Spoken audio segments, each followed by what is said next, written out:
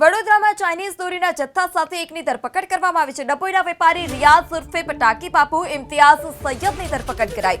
પોલીસે Chinese દોરીની 120 reel સાથે વેપારીને ઝડપી પાડ્યો છે। તો અલગ અલગ વિસ્તારમાં ઉત્તરાયણને લઈ પોલીસ દ્વારા ચેકિંગ કરવામાં આવી રહ્યું છે। જે પતંગના વિક્રેતાઓ છે તે જગ્યા પર ચેકિંગ કરવામાં આવ્યું છે અને જે પણ જગ્યાએથી ચાઇનીઝ દોરીનો જથ્થો ઝડપાઈ રહ્યો છે તેમની સામે કાર્યવાહી કરવામાં આવી રહી છે।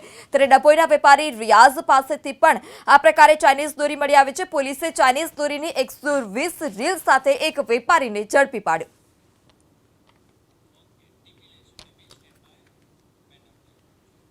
ઉત્તરાયણ પહેલા જ પક્ષીઓ પર રાહત।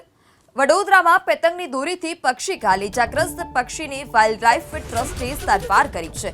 તો ઉત્તરાયણ પહેલા જ પક્ષીઓ પર હવે આફત જોવા મળી રહી છે।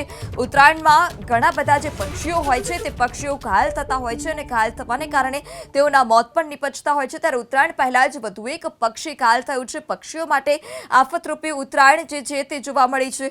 વડોદરામાં પતંગની દોરી વાગતા જ એક પક્ષી ઘાયલ થયું અને ઇજાગ્રસ્ત પક્ષીની વાઇલ્ડલાઇફ ટ્રસ્ટે સારવાર કરી।